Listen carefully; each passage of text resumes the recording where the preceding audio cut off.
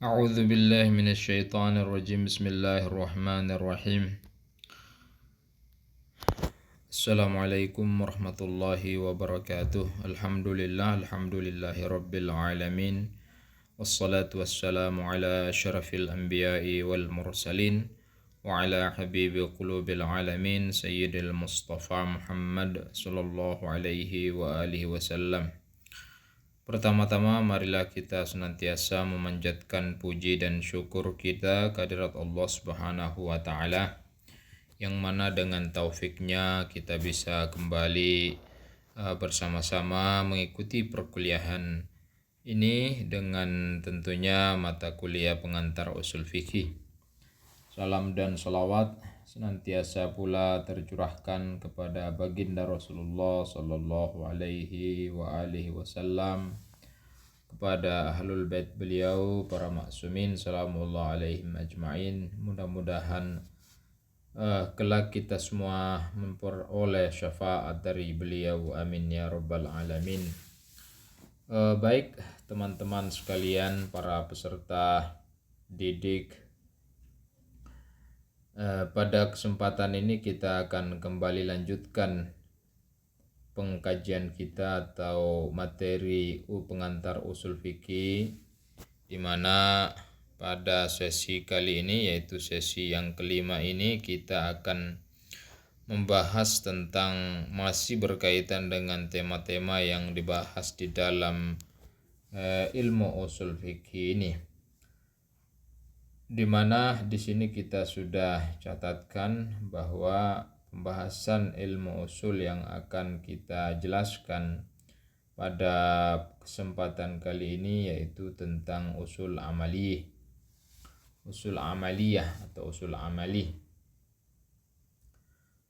di mana usul amali ini tentunya yang banyak dikaji di dalam ilmu usul itu adalah antara lain seperti usul bara'at, usul ihtiyat, takhir, dan istishab. Ini ada 4 prinsip dasar yang tentunya akan banyak kita temukan di dalam kajian-kajian usul fikih, dan insya Allah satu persatu hal ini akan kita uraikan, meskipun misalnya di dalam penguraiannya itu tidak akan berpanjang lebar, karena tentunya kita ini sedang menyampaikan perkuliahan yang sifatnya pengenalan atau pengantar, sehingga teman-teman nanti bisa ketika membuka lembaran-lembaran kitab-kitab usul fikih itu akan dengan mudah bisa memahami. Nah, pada kesempatan yang pertama ini, di mana kajian kita adalah tentang usul amali. Nah, sebelum kita menjelaskan lebih jauh terkait dengan apa saja yang menjadi bagian daripada usul amali ini, maka terlebih dahulu kita jelaskan apa yang dimaksud dengan usul amali itu atau usul amaliyah. Di sini disebutkan bahwa usul amaliyah itu adalah seperangkat aturan atau kaidah yang membebaskan dari kebingungan dan kebimbangan jika ragu saat hendak menentukan keputusan hukum fikih dan tugas praktis seseorang. Penerapan usul amal ini, yaitu prinsip praktis ini, yang disebut juga dengan dalil faqahati, adalah di mana faqih tidak menemukan hukum syariat setelah mencari dalil-dalilnya. Seperti misal dalil Al-Quran dia tidak temukan, dalil sunnah dia temukan, dia tidak temukan, riwayat-riwayat misalnya tidak ada, juga berdasarkan akal juga tidak bisa ditetapkan, dan juga selanjutnya adalah ijma atau konsensus juga tidak ada terkait dengan persoalan yang dipertanyakan misalnya. Jadi begini, ketika misalnya ada sebuah pertanyaan atau ketika kita menghadapi sebuah persoalan, yaitu seorang mujtahid ya, seorang faqih menemukan sebuah persoalan. Nah, untuk menjawab atau memberikan jawaban terkait dengan hal tersebut, maka seorang faqih, seorang mujtahid terlebih dahulu dia merujuk kepada dalil-dalil yang sifatnya qat'i, yang sifatnya pasti sebagaimana yang sudah dijelaskan di pertemuan-pertemuan sebelumnya. Lalu kemudian dia merujuk kepada misalnya dalil-dalil Al-Quran, ayat-ayat Al-Quran tidak ditemukan di dalam ayat-ayat Al-Quran itu, maka kemudian dia mencoba untuk menelusuri jawaban daripada pertanyaan atau persoalan itu dengan merujuk, dengan mencari dan menelusuri, meneliti ada enggak hadis-hadis atau riwayat-riwayat yang sekiranya menjelaskan tentang persoalan tersebut. Ditelusurinya, dicarinya, dan pada akhirnya si faqih ini atau si mujtahid ini dia tidak menemukan juga di dalam riwayat yang menjelaskan tentang apa yang ditanyakan itu misalnya. Maka langkah berikutnya ya dia mencari misalnya ada ijma ataukah tidak. Di ijma juga tidak ditemukan, dalil akli juga tidak ditemukan. Barulah kemudian menggunakan langkah selanjutnya. Dia seorang faqih, seorang mujtahid, karena tidak menemukan dalil qat'i ataupun dalil zanni, maka apa yang harus dilakukan oleh seorang mujtahid? Nah, tentunya setiap mukallaf itu punya tugas, punya tanggung jawab. Nah, kalau misalnya ada sebuah persoalan yang ditanyakan, anggaplah misalnya merokok. Ya, merokok ini apa hukumnya? Apakah halal atau haram ataukah mubah? Seperti itu. Dicari misalnya ayat-ayatnya tidak ada, hadis-hadisnya, dalil ijma'nya, dalil aklinya juga tidak ditemukan. Merujuk kepada dalil-dalil yang sifatnya zanni juga tidak ditemukan. Maka langkah selanjutnya adalah dengan menggunakan kaidah-kaidah, karena tetap kita harus menjelaskan. Nah, tidak ada dalilnya, tidak ada ayat Al-Quran, tidak riwayat, dan seterusnya, tidak ada. Lalu apa jawaban yang harus kita berikan? Apa tugas kita sebagai seorang mukallaf terhadap persoalan ini? Bolehkah kita merokok ataukah tidak boleh? Nah, mau tidak mau tentunya kita harus menentukan, menetapkan apa hukum daripada merokok ini.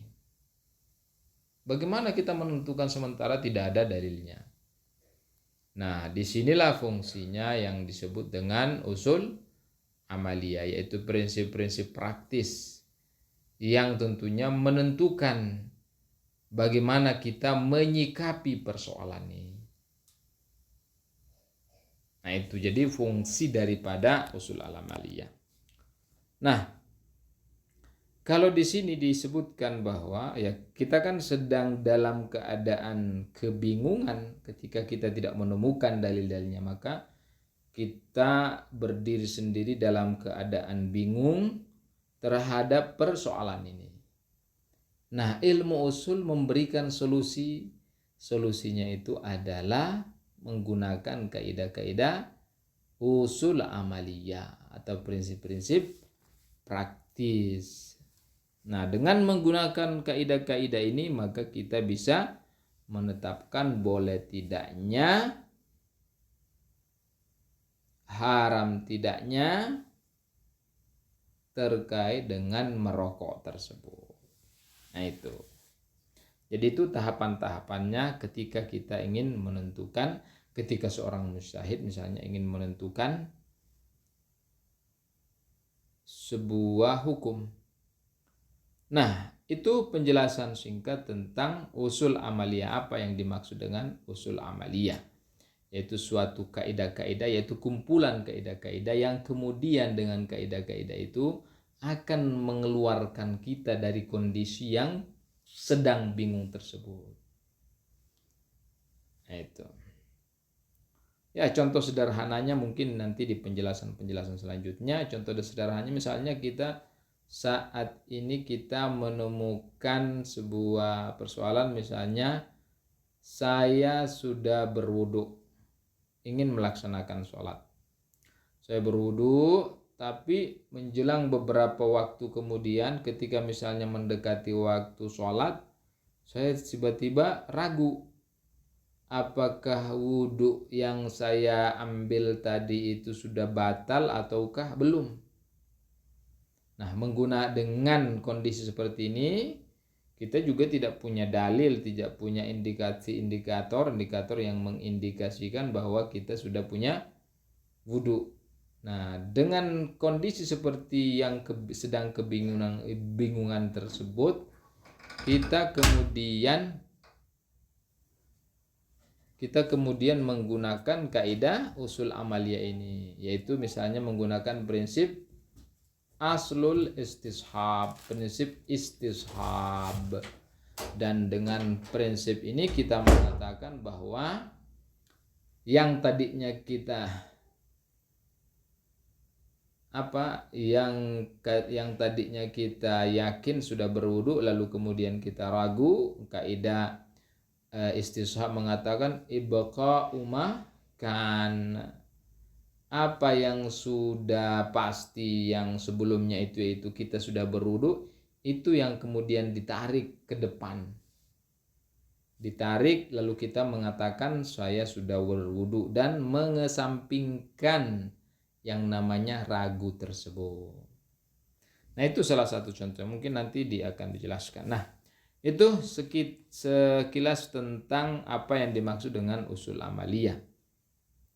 Nah, berikutnya usul amaliyah itu di sini dikatakan bahwa usul amaliyah atau prinsip-prinsip praktis tersebut itu digunakan dalam semua bab fikih.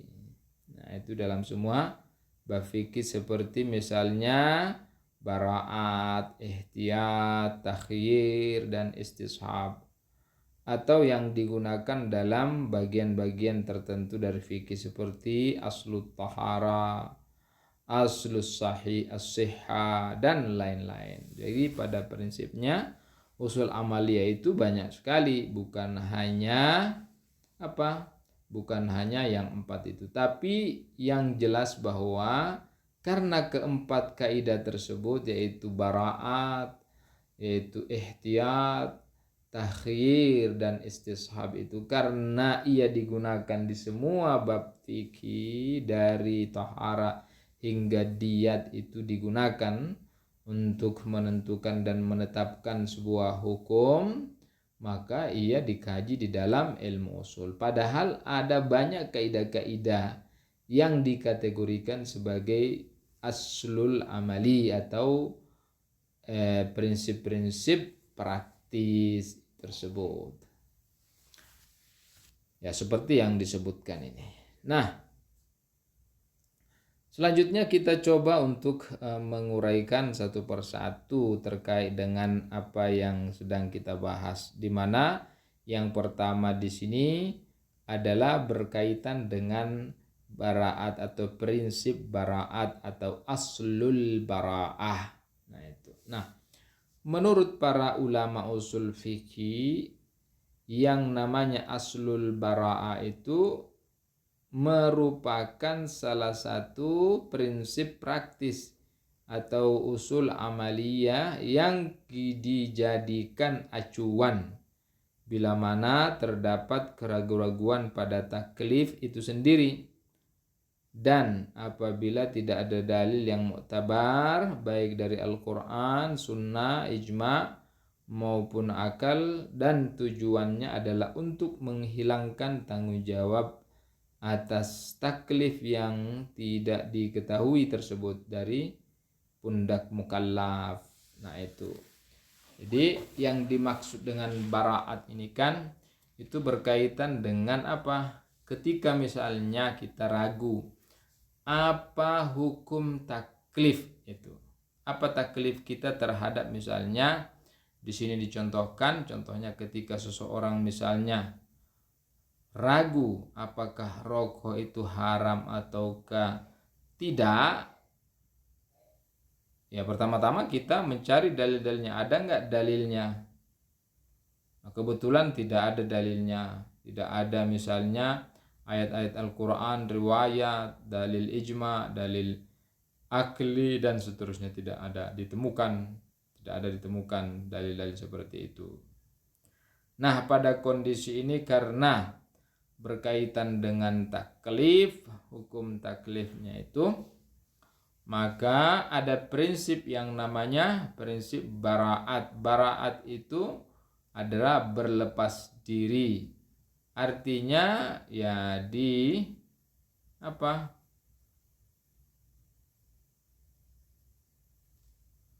Artinya apa? Ya berlepas diri artinya ketika kita melakukannya, karena kan tidak ada dalil terkait dengan taklif tersebut. Nah itu. Tapi ya tentunya nanti teman-teman harus perhatikan bahwa ini hanya sekedar pengenalan. Nanti misalnya bara'at dan ketika misalnya kita ragu apakah barang ini dalam hal-hal yang istilahnya tahrimiyah yang diharamkan, apa yang harus kita lakukan. Dalam hal-hal yang dihalalkan, dibolehkan, apa yang harus kita lakukan. Prinsip dasar aslul bara'ah ini menganggap bahwa berdasarkan kaidah aslul bara'ah kita hukumi bahwa boleh-boleh saja misalnya kita merokok. Karena yang ditanyakan contohnya di sini adalah apakah hukum merokok itu boleh ataukah tidak. Tidak ada hukum atau tidak ada dalil yang melarangnya misalnya. Tidak ada juga dalil yang mengharamkannya. Pokoknya tidak ada dalil yang menjelaskan tentang hukum merokok tersebut. Maka karena tidak adil, kita merujuk, kita bersandar pada prinsip aslul bara'ah. Nah aslul bara'ah inilah yang kemudian kita gunakan dan menentukan dan serta menyatakan bahwa tidak ada masalah misalnya kalau kita merokok, hukumnya boleh-boleh saja. Nah itu terkait dengan aslul bara'ah. Saya kira mudah-mudahan sudah bisa jelas atau bisa ditanyakan. Nah, prinsip berikutnya setelah kita menjelaskan prinsip yang pertama yaitu aslul bara'ah, prinsip yang kedua yang kita akan jelaskan di sini adalah tentang ihtiyat, yaitu berhati-hati istilahnya. Nah, di sini disebutkan bahwa prinsip ihtiyat ini dalam istilahnya merupakan salah satu dari 4 kaidah ilmu usul fikih yang disebut juga dengan istighal. Jadi ada nama lain daripada aslul ihtiyat ini dengan istighal. Nah, dalam menjelaskannya dikatakan bahwa jika seorang mukallaf tahu kalau suatu perbuatan itu wajib baginya, namun dia tidak mengetahui subjek atau maudhu atau hukum dari taklif itu, lalu kemudian dia ragu-ragu untuk melakukannya, maka dia harus melakukan segala kemungkinan agar yakin telah melakukan apa yang wajib baginya. Atau jika hal yang tidak jelas hukumnya itu sesuatu yang haram, maka dia harus meninggalkan semua kemungkinan-kemungkinan untuk yakin sudah meninggalkan yang haram. Nah, jadi yang namanya ihtiyat itu adalah pada dasarnya sebuah sikap berhati-hati. Suatu sikap berarti hati di situ. Artinya apa? Nah, misalnya kan kita sudah mengetahui, jadi berbeda dengan baraat. Kalau baraat itu kita tidak tahu hukumnya. Hukum merokok itu apa? Kita tidak tahu. Jadi kalau ada sebuah persoalan kita tidak tahu hukumnya, nah di situ prinsip baraat yang kita berlakukan. Nah, berbeda misalnya dengan ihtiyat. Ihtiyat itu kita tahu hukumnya, misalnya hukumnya yang namanya darah itu hukumnya haram misalnya. Tapi di objek di luarnya itu istilahnya maudhu'nya atau subjeknya yang ada di luar, misalnya kita menemukan benda yang berwarna merah. Kita bertanya apakah ini darah ataukah bukan. Jelas kita tahu hukumnya bahwa yang namanya darah itu haram. Atau misalnya najis. Kita temukan di luar, misalnya di karpet kita, di dinding kita, misalnya di dalam air itu sudah berwarna merah. Nah, kita bertanya ini merah karena darah atau merah karena ada pewarna. Kita ragu. Maka di situ prinsip yang kita berlakukan adalah ihtiyat. Ihtiyat maksudnya adalah berhati-hati. Kalau berkaitan sesuatu yang haram, ya kita harus menghindarinya. Jangan sampai misalnya menyentuh sehingga kita menjadi najis. Karena kan kita sudah tahu bahwa yang hukumnya yang namanya darah itu adalah haram, najis misalnya. Nah, kalau sesuatu yang diharamkan, maka ihtiyatnya itu ya harus kita hindari. Tapi kalau subjeknya itu adalah sesuatu yang dihalalkan, misalnya kita tahu bahwa bahwa yang namanya air putih lah misalnya itu tidak najis. Kita tahu hukumnya bahwa itu tidak najis. Nah, kita lihat di luar ini air yang ada di luar ini warnanya putih misalnya, bening. Nah, kita ragu apakah ini misalnya suci ataukah tidak. Ya, karena berkaitan dengan hal-hal yang istilahnya tidak diharamkan atau hal-hal yang dibolehkan, maka ya boleh-boleh saja ihtiyat kita di situ, boleh saja menggunakan. Jadi pada dasarnya, pada prinsipnya yang namanya ihtiyat itu, prinsip ihtiyat itu adalah apa? Di sini dikatakan bahwa jika seseorang mukallaf tahu kalau suatu perbuatan itu wajib, misalnya ada perbuatan yang wajib, misalnya ya sholat tadilah. Sholat, yang namanya sholat itu wajib. Namun tidak mengetahui atau tidak mengetahui subjek itu yang ada. Apa atau hukum dari taklif itu dan untuk melakukannya. Ya, maka dia harus melakukan segala kemungkinan sehingga menjadi yakin kalau dia telah melakukan apa yang menjadi kewajibannya. Sebaliknya misalnya jika hal yang tidak jelas hukumnya itu adalah sesuatu yang haram, ya maka dia harus meninggalkan semua kemungkinan-kemungkinan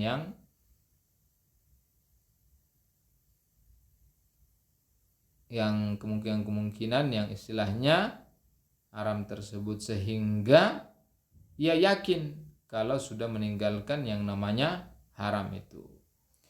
Nah, itu jadi kesimpulannya bahwa yang namanya ihtiyat itu adalah apa? Ihtiyat itu mengetahui, kita tahu hukumnya. Hukumnya ini haram, hukumnya ini halal, tapi di subjeknya yang ada di luar itu yang tidak jelas misalnya. Nah, itu prinsip ihtiyat. Nah, berikutnya prinsip berikutnya atau asl berikutnya yaitu as-takhyir. Aslut takhir. Apa yang dimaksud dengan aslut takhir? Di sini dikatakan bahwa aslut takhir itu merupakan salah satu usul amaliyah yang dijadikan sebagai acuan oleh seorang mujtahid atau mukallaf ketika ia ragu apakah satu dari dua perbuatan itu wajib atau haram. Antara dua, jadi pilihan takhyir. Perbuatan itu wajib ataukah haram. Nah, prinsip ini digunakan ketika ada keraguan-raguan terhadap hukum wajib atau haramnya suatu contoh kasus di alam luar misalnya. Seperti misalnya keraguan terhadap hukum fikih tentang khamar itu syubhah hukmiyah.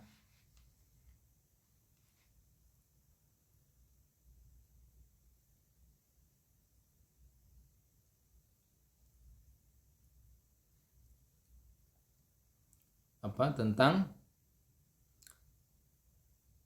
hukum fikihnya tentang khamar ini. Itu syubhah hukmiyah, yaitu kita tidak mengetahui hukumnya apa itu. Atau misalnya keraguan dalam menerapkan suatu persoalan dengan contoh luarnya seperti syubhah maudhu'iyah. Jadi yang di luar itu tidak jelas apa hukumnya. Nah, jika seorang mujtahid tidak menemukan dalil ijtihadi atau dalil zanni dalam suatu persoalan fikih, maka ia dapat mengikuti prinsip takhyir ini, memilih istilahnya.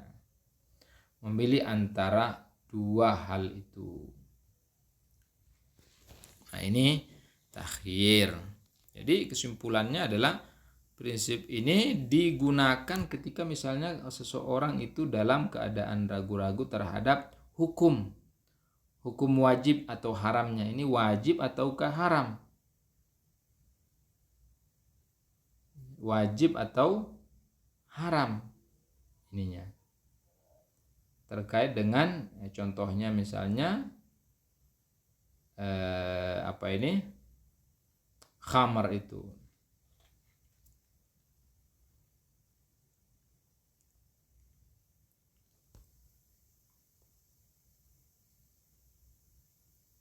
Nah, itu terkait dengan takhir. Mudah-mudahan bisa dipahami. Tapi nanti istilahnya takhir itu dari khayyarah, ikhtiar, memilih antara salah satunya takhir. Di situ kita diberikan pilihan karena kita tidak mengetahui apakah wajib ataukah haram. Nah, itu hukumnya. Kita juga misalnya tidak punya dalil, tidak ditemukan dalil, baik dalil yang sifatnya ijtihadi maupun dalil yang sifatnya zanni untuk persoalan tersebut, maka ya di sini kita bisa menggunakan prinsip takhir itu. Nah, selanjutnya adalah berkaitan dengan prinsip yang keempat ya kalau tidak salah, karena ada bara'at, ada ihtiyat, ada takhir, dan selanjutnya adalah istishab.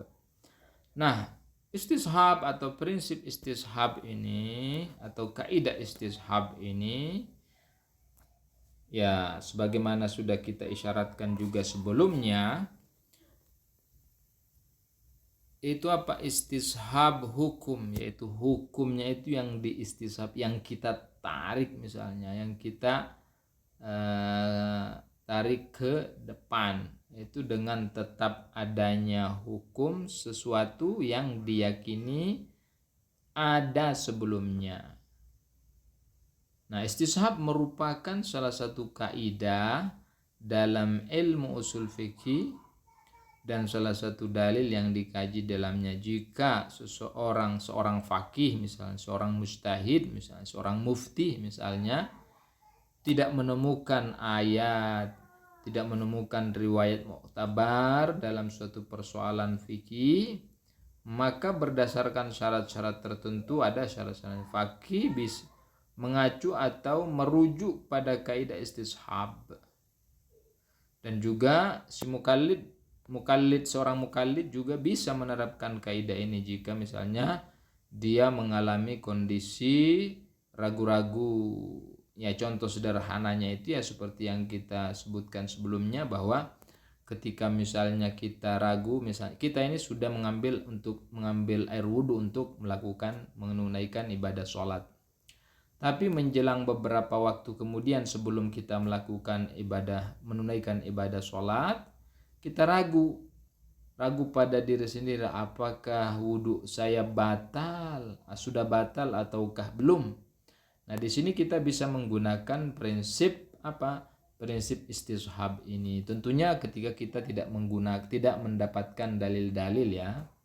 Nah, di sini kita menggunakan istishab. Artinya apa yang kita yakini sebelumnya bahwa kita sudah berwudu itu kita tarik ke saat ini misalnya ke depan, untuk kemudian kita memutuskan bahwa saya sudah punya wudu berdasarkan apa yang kita yakini. Yakinun sabiqun syakkun lahik, itu istishab itu. Dengan pengertiannya adalah ibqa'u makan, itu menjadikan hukum yang ada sebelumnya itu tetap ada pada saat sekarang ini. Nah, itu tentang istishab. Dan di sini sebagai lanjutan daripada istishab ini, kita sedikit tambahkan keterangan bahwa istishab ini digunakan apabila seorang mukallaf mempunyai keraguan terhadap keadaan sesuatu saat ini dan yakin dengan keadaan yang ada sebelumnya. Nah, dalam kondisi ini dengan menggunakan istishab, mukallaf menetapkan dan memilih kondisi yang diyakini sebelumnya itu. Misalnya ya, di sini jika sebelumnya yakin bahwa pakaiannya suci, ya tetap misalnya sekarang kalau dia ragu apakah sudah najis ataukah belum, maka menurut kaidah istishab ditetapkan bahwa kondisi sebelumnya itu Yesus suci terus lanjut hingga sekarang ini misalnya, dan mengabaikan keraguannya itu. Sama seperti contoh tadi ngambil air wudhu itu, sama seperti contoh ini, tapi contohnya itu berkaitan dengan najis tidaknya pakaian yang digunakan misalnya, karena dia hendak melakukan sholat. Sebelumnya dia katakan pakaian yang saya kenakan ini itu suci. Tapi tidak lama kemudian ketika misalnya sebelum detik-detik menjelang dia mau menunaikan ibadah sholat, dia ragu apakah pakaian saya ini sudah najis ataukah masih suci. Nah, hukum suci yang ada sebelumnya itu kita tarik ke depan dan kita katakan pakaian ini najis. Nah, ini sekilas tentang tentang usul amali. Mudah-mudahan bisa memberikan kejelasan yang insyaallah. Untuk selanjutnya kita cukupkan di sini. Sekian dan terima kasih. Mohon maaf, wabillahi taufiq wal hidayah. Assalamualaikum warahmatullahi wabarakatuh.